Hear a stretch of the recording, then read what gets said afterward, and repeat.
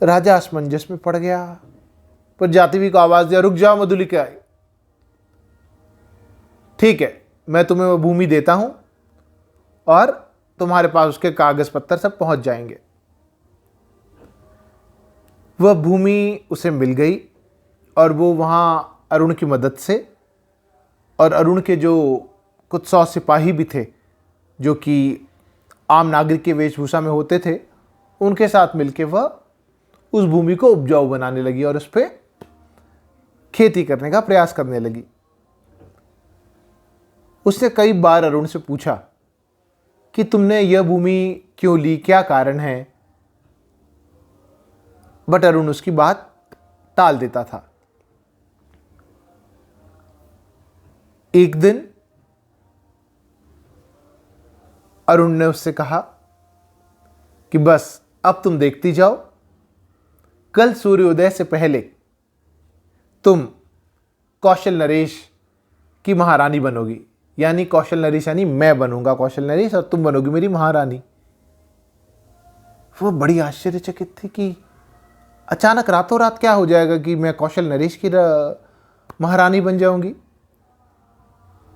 उसने उसे अपनी पूरी योजना बताई। उसने कहा मैं मगध का राजकुमार हूं जो कौशल का हमेशा शत्रु रहा है। अब कौशल से बदला लेने के लिए हमने यहाँ से, जो कि एक बहुत ही महत्वपूर्ण स्थान है किले की सुरक्षा के लिए, यहाँ से एक सुरंग बना ली है जो सीधा किले में जाएगी और यहाँ से हम मेरे 100 सैनिक और मैं मिलकर तीसरे प्रहर के रात के हमला करेंगे और दुर्ग किसी भी रकम से बच ना पाएगा। इस राज्य पे हमारा अधिकार होगा और तुम बनोगी महारानी। कहते हुए उसे कहने लगा, जाओ अब तुम दूर कुटीर में जाओ, सो जाओ, आज की रात बहुत महत्वपूर्ण है, हमारे पास समय भी बहुत कम है। यह कहकर वह अपने कार्य में लग गया। इधर रात का अंधकार गहरा होता जा रहा था। मधुलिका अपनी कुटीर की ओर जा रही थी, पर वह जैसे कुछ समझ ना पा रही थी। अरुण उसे अति प्रिय था, उन दोनों में बेहद प्रेम था। वह अरुण को किसी भी ढंग से खोना ना चाहती थी, पर उसके दिलो दिमाग में आने लगा कि ये मैं क्या कर रही हूं, ये क्या होने वाला है, मैं कैसी चीज में साझेदारी कर रही हूं, क्यों बनना है मुझे कौशल की महारानी। एक शत्रु को अपने राज्य में मैं परचम फैलाने दूंगी, ऐसा कभी नहीं होगा। मैं तो सिंह मित्र की पुत्री हूं, उस रक्षक ने जिसने छोटी सी उम्र में राज्य के लिए अपने प्राणों का बलिदान दे दिया। नहीं नहीं, यह नहीं हो सकता। वह जोर से चीखी और अपने कुटीर का रास्ता भी भूल गई थी। वह इसी असमंजस में थी कि क्या किया जाए क्या ना किया जाए, कि जितने ही उसने देखा मशाले लिए घोड़े पे सवार कुछ सिपाही उसकी ओर आ रहे हैं, पर वह वहां से न हटी। सिपाहियों ने उसे हटने का आदेश दिया, लेकिन वो वहां टिकी रही। जब वह ना हटी तो सेनापति आए और उन्होंने कहा, बालिका बीच रास्ते से हटो, देखते नहीं सिपाहियों की टोली जा रही है, हम रात को भ्रमण पे निकले हुए हैं। और वो जोर जोर से रो के बिलक के कहने लगी, मुझे बंदी बना लीजिए, मुझे बंदी बना लीजिए, आप मुझे महाराज के पास ले चलिए। पगला गई है क्या लड़की आधी रात को? क्यों ऐसी बातें कर रही है बावली जैसी? पगला नहीं गई, अगर पगला गई होती तो इस असमंजस में ना होती। मेरी बात का विश्वास रखिए, मुझे आप बंदी बना लीजिए और महाराज के पास ले चलिए। बता लड़की, क्या हुआ, तू ऐसा क्यों कह रही है? दुर्ग खतरे में है। दक्षिणी दिशा से इस पे आक्रमण होने वाला है, आप जल्दी से कुछ करिए और उसकी सुरक्षा का प्रबंध बढ़ाइए। उसकी बात में सेनापति को बिल्कुल एक सच्चाई नजर आई। उसने तुरंत अपने साथ 80 सैनिकों को कहा, तुम तुरंत वहां जाओ दक्षिणी द्वार की ओर, और कोई शोरगुल ना मचाना, लेकिन सतर्क रहना, तैयार रहना किसी भी युद्ध के लिए, किसी भी दुर्घटना के लिए। और वह 20 सैनिकों को लिए मधुलिका को ले महाराज के पास चले गए। महाराज की सुखद निंद्रा उन्हें भंग करनी पड़ी, और महाराज सेनापति को और मधुलिका को देख के बड़े आश्चर्यचकित हुए। मधुलिका, क्या हुआ? तुम इतनी रात गए यहां? तुम्हें जो भूमि दी थी वो तुम्हें नहीं मिली? कोई परेशानी उस पे जो तुम इतनी रात को यहां आई हो? सेनापति ने सिर झुकाकर कहा, महाराज, इसके कारण वह नहीं है।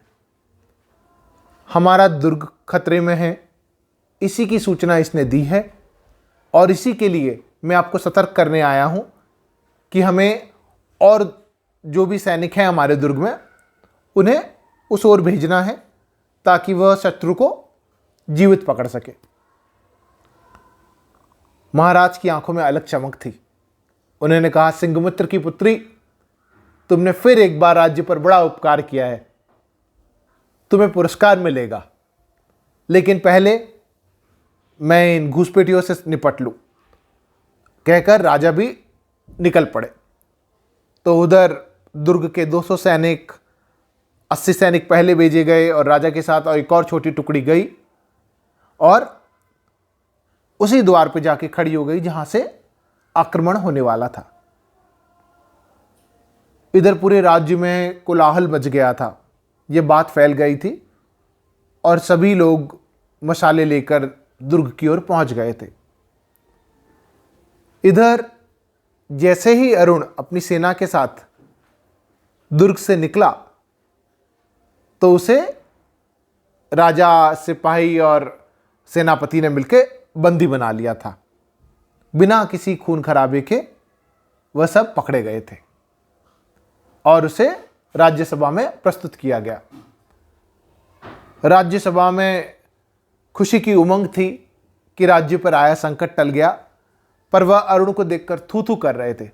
हत्या कर दो इसकी, वध कर दो इसका, ये राजकुमार हमारे राज्य को हड़पने आया था, मारो इसे, खत्म कर दो, करके कोलाहल चारों ओर फैल गया था। राजा ने सहमति दी, प्राण दंड दिया जाए इसे। अरुण बेड़ियों में जकड़ा हुआ वहां एक अपराधी की भांति खड़ा था। इधर मधुलिका के मन में उत्पात चल रहा था कि उसने राज्य के साथ तो सही किया, देशभक्ति निभाई, पर उसने अपने प्रेम अरुण के साथ छल किया।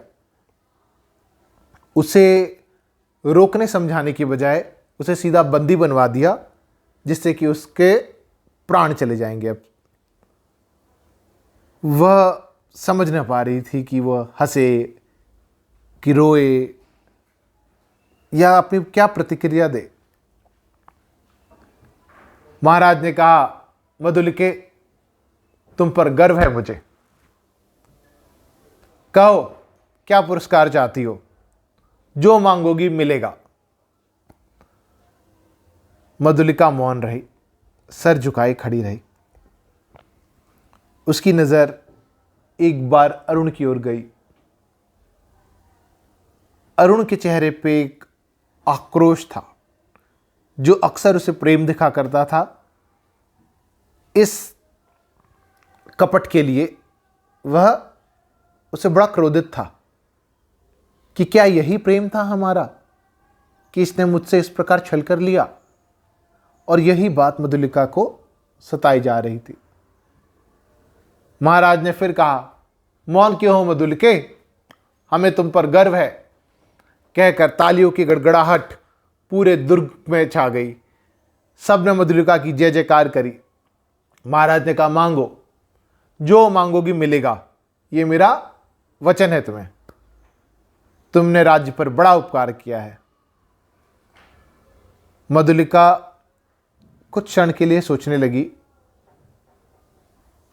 और उसके मन में विचार आया कि राज्य के साथ तो निष्ठा कर ली, लेकिन मैं अपने प्रेम के साथ भी छल नहीं कर सकती। कहते हुए उसने हाथ जोड़ के महाराज से कहा, मुझे भी मृत्यु दंड मिले। और वह कहकर अरुण के पास जा खड़ी हुई। आशा करते हैं कि आपको ये कहानी पसंद आई होगी। आप हमारे चैनल को लाइक और शेयर करना ना भूलें। हमें आपके कमेंट्स का इंतज़ार रहेगा।